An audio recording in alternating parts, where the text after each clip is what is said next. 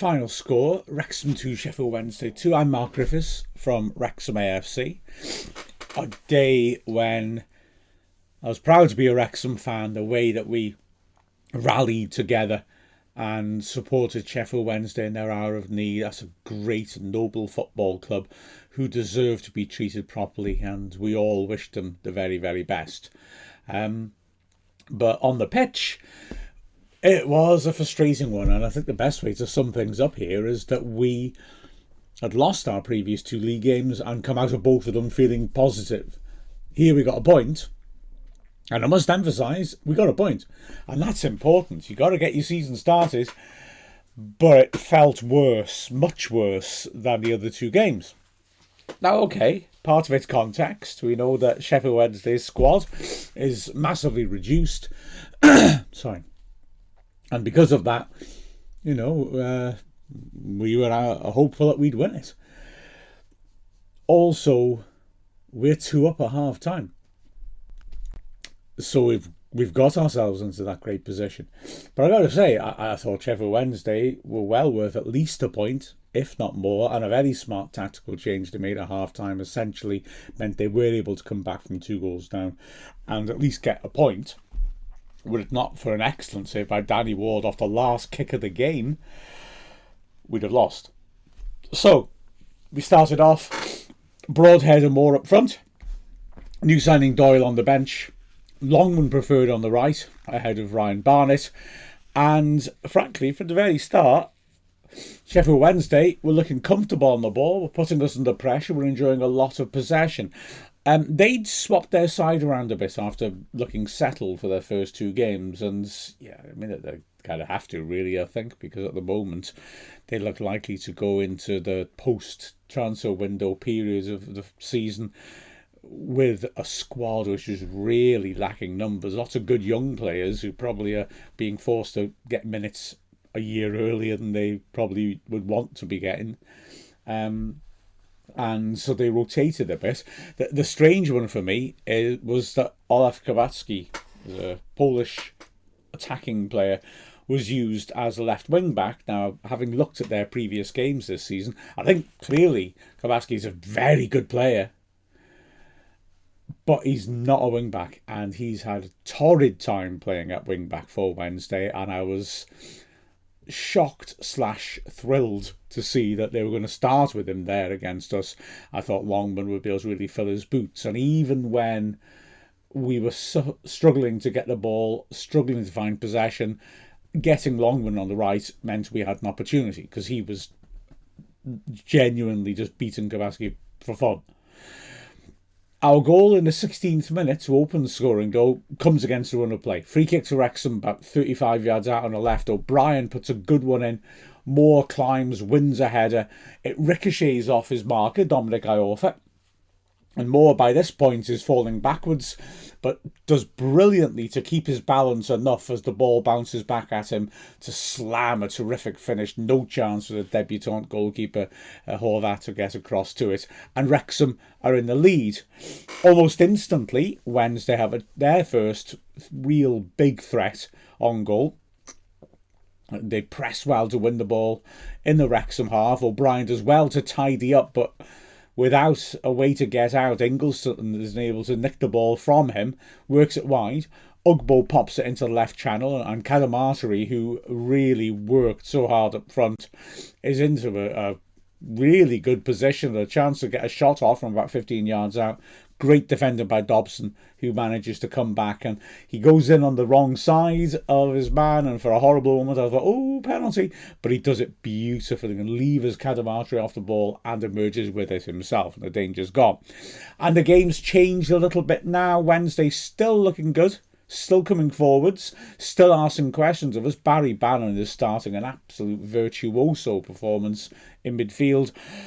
But as I said, we have that outball in Longman, and we also have Kiefer Moore, who is really enjoying getting on the end of stuff.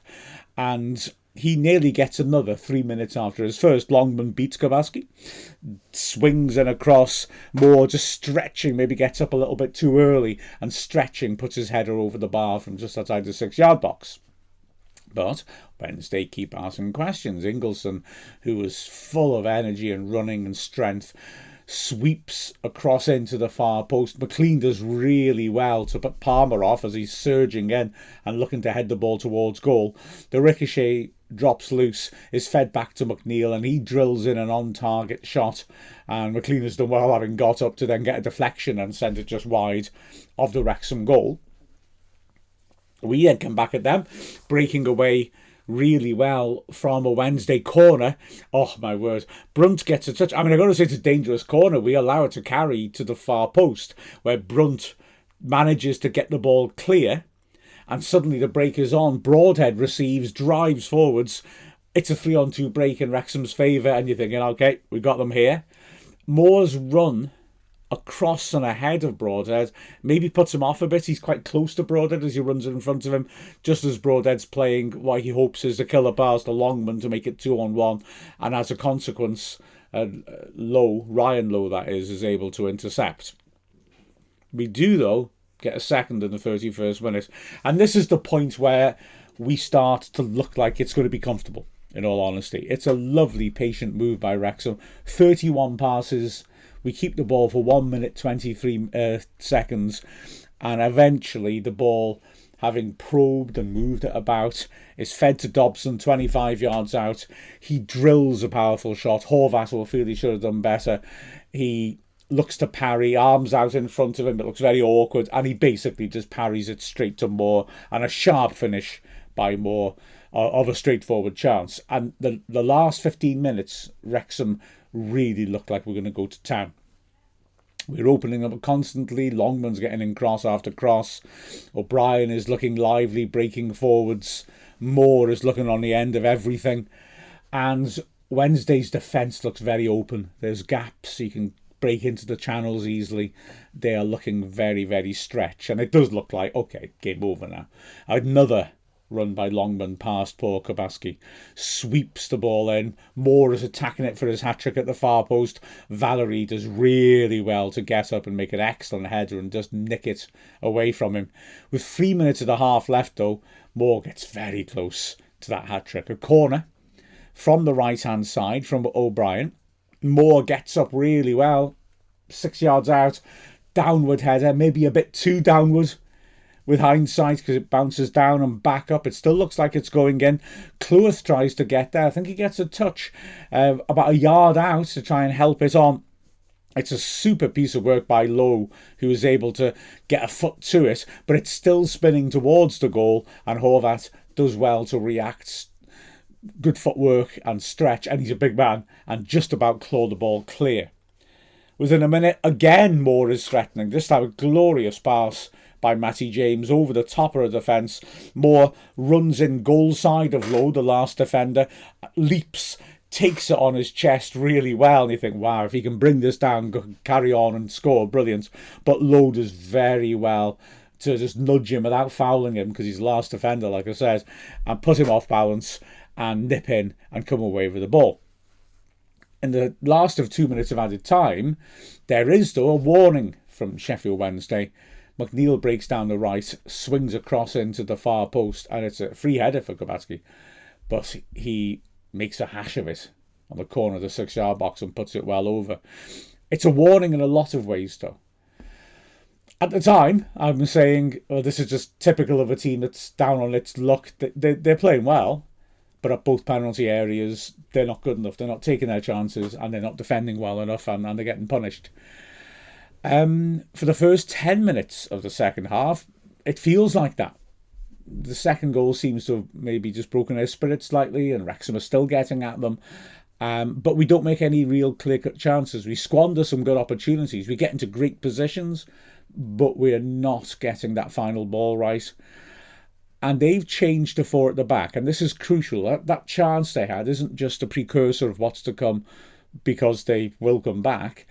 It's also Kabatsky doing what he does well, getting into attacking areas, or admittedly he makes a mess of the header, and McNeil causing problems on the right. And Wednesday will really make hay, especially down the right-hand side of McNeil. Sometimes the player breaking down there to deliver. So, like I said, about 10 minutes into the second half, things change. Wednesday start to really monopolise, and we're struggling. Bannon is drifting around slightly deep in midfield and is pulling the strings. And the quality on the ball is absolutely outstanding from him. He's magnificent, and we give him enough time. You don't have to give him time for him to show his quality, but we give him a lot of time, and he's just striding around. He seems to be everywhere. The weight on his passes is brilliant. The mixture, the range, short passing, long passing, is really good. And of course, he'll pop up. He will score the crucial first goal. He's not only drifting around in space in midfield, he's coming forward. He's judging the game so well and getting into attacking positions. This is a top-notch 5-star performance by Bannon, although I'd have liked to have seen us closing down a lot more often. Also, this switch to 4 at the back means Kabaski's not playing at fullback anymore, and Palmer, who is a very good one-on-one fullback. In fact, I wondered whether Longman was chosen ahead of Ryan Barnett because Palmer is good and has been playing on the left, because if Longman can't get past him, he can still cut back and give quality on his left foot, can't he, without beating Palmer. So Palmer's now on the right, and Wrexham, on the left. Wrexham are no longer creating as much. I don't know, it was Lowe, wasn't it? Yeah, Lowe and Palmer are playing as fullbacks, and they are looking very, very solid indeed. Wednesday's defence looks a lot better, but we are not getting the ball, and we start to drop off a bit deeper. Panicky clearances rather than trying to play our way out, and Wednesday are just smothering us. They're getting overloads on the wings, or at least they're exposing our wing backs. They're getting lots of good quality crossing positions, and they're delivering from them. First sign of threat is a long throw from Ingleson, which is half cleared. Bannon feeds a nice square pass in. Ugbo has an opportunity. Brunt goes in well. It's a free header in the near post for Ugbo, but Brunt gets across really well to put it off. And, well, it looks very much like Ugbo heads it wide from 6 yards out. The ref gives a corner. Wrexham are astounded, and I think it was a goal kick, to be honest. But they keep going. Another moment of danger. A scramble in the box. Cody has to make a tackle to stop Cadamarteri. He's running down the right channel. It ricochets. McLean tries to make a tackle at full stretch as a ball drops loose and hits it against Cleworth. It ricochets back out again, and Cadamarteri tees up Ugbo, who should do better. He hits the ball too straight from about 15 yards straight at Ward. In fact, I've got to say, I don't want to be critical, but Ugbo does come off eventually, and Jamal Lowe comes on, and Lowe makes a real impact. And I can't help feeling that Wrexham are a bit lucky that during this period when it's 2-0 and 2-1, the chances are falling to Ugbo, who doesn't look composed in the box. The first goal does come, though. It's controversial in that Wrexham want a free kick. We're under a lot of pressure. The ball is cleared accurately to Moore, but Iorfa does well to nudge around him and prod the ball to Palmer. Is it a foul? Moore feels he's being held by Iorfa. I think it's a 50-50, to be honest with you. He does put his arm around Moore's waist. I think Moore feels it and thinks, right, I can relieve the pressure by getting a free kick here. But the referee judges that Iorfa's not really being sort of physical enough to really hamper Moore. He could probably hold it up and carry on. I get that. I can see why the ref didn't give it. He could have given it. It's 50-50, I think, really. Anyway, Palmer helps her on, and there they are. McNeil, like I said, on the right, pulls in across. It's intercepted at the near post, but under pressure, Brunt can only prod it away, and Bannon is there, 15 yards out. Similar situation to where Ugbo was. Bannon's not going to miss it. Drills it into the net, and it's 2-1, and game on, because Wednesday keep pushing on, and we are still massively struggling to get out and be constructive. Bannon drills a ball forward, which Cadamarteri does well off balance to prod the ball on with his toe, and Kabaski suddenly is running through the middle one-on-one with Ward, or so it appears. At the last moment, a brilliant saving tackle by Cleworth, lunging in across Kabaski. Again, get that wrong and he's off. Gets it right. And the ball is clear. The Wednesday fans at the far end of the ground screaming for a foul. But yeah, those of us who are closer could see it was really well executed. Then comes the craziest of scrambles. Bannon feeding it down the left again. A lovely ball, just lifts it over the top. And Kabasi's 1-on-1, and this time he's clear. Down the left channel. It's a tightish angle, and Danny Ward does really well. Comes out, stands up big, blocks it with the chest. It drops into the goalmouth, and the madness begins. Matty James does well to get to the loose ball, but he can't keep it close enough to him. Loses out. Ugbo tries a shot. Dobson blocks it well. Ugbo then does really well, and this is now in the 6-yard box, to tackle back, and the ball drops loose. Brunt tries to clear, but his clearance hits Cleworth. Oh, by this point, I'm having kittens. The ball falls loose. Ugbo does really well to slide in and keep it from going behind, and hooks it backwards. Kobiaski looks like he's been set up perfectly to smash it in from about 6-7 yards, but he slips as the ball's coming towards him. Cody gets in and clears it, but only as far as Ingleson. He miscontrols it, and it falls to Bannon. He squares it for Palmer, and from 18 yards out he takes a blast, but 2 Wrexham players lunge to block, and in trying to lever it above them, he puts it well over the bar. You know, when you think about it, scrambles so often just don't lead to goals because there's so many bodies in the box that everything's getting blocked. But this felt like one where everything was so out of control. It felt like every split second there could be a goal. It really felt, how have they not got this in the net? It was an incredible escape for Wrexham. But we won't manage an incredible escape, of course, overall. 68th minute, we make a change. Nathan Broadhead, especially in the second half, has been difficult for him to get involved in the game. Kiefer Moore's not having the same influence. He gets a knock on that ankle that he hurt at Southampton and is off the pitch for a while getting treated. Phil Parkinson reveals after the game that actually he took a knock on it in the first half and they were contemplating bringing him off. Moore was keen to stay on the pitch. He wants that hat-trick, of course. But yeah, he wasn't able to be as influential. To be fair to Broadhead and Moore, the ball's not getting to them. So Broadhead comes off, Smith comes on. Within a minute, Wednesday are coming forwards again. Again, it's Bannon playing the pass that really gets things going, working it down the left-hand side. And Ingleson feeds it in to Ugwu. And his shot is low down across Ward, but he doesn't manage to quite pick out the corners, and Ward gets down well to hold on to it. More pressure on Wrexham. Bannon sweeping in a vicious corner, which is heading for the near top corner, and Ward just about is able to get through the crowd and claw it away acrobatically. We make another change. Ryan Hardy comes on for Moore with 13 minutes left, but we can't change the pattern of the game, and in the 81st minute what felt like an inevitable equaliser comes about again. Bannon starts things off, helps her on. Jamal Lowe is good, dropping off. He's sort of playing behind split strikers, and he looks good on the ball, and he makes the most of finding our space between the lines, helps it wide to the right.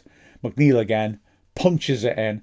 Great finish by Kadamatri, 15 yards out, hits it first time, drills it under the bar. Ward gets his hands to it, but don't criticise Ward for this. It bursts through his hands, but it's so well struck and hit first time. Ward does well, I think, to react and get his hands to it. If he managed to get enough on that shot, which is so well struck, to put it over the bar, it would be a worldie save. It really would. Now, we do respond, to be fair. Last 10 minutes, we're able to get things forwards a little bit more. In the first minute of added time, Longman manages to get in a cross. And at the far post, Smith gets up, heads it back across to face a goal. It's going wide, but it's there to be attacked. And Iorfa does well to lunge and head it behind for a corner. But then comes that big let-off. So the ref adds on 4 minutes, but we actually go into a fifth. And, well, it starts off with a Wrexham penalty shout. Longman again does well, pulls the ball into the box. Smith attacks it around the penalty spot. Otegbayo's just come on as a centre-back, and Smith goes down. Again, he has his hands on him. It's worth asking, but the referee, Hallam, had an excellent game. I've got it. The referees have been really good this season, haven't they?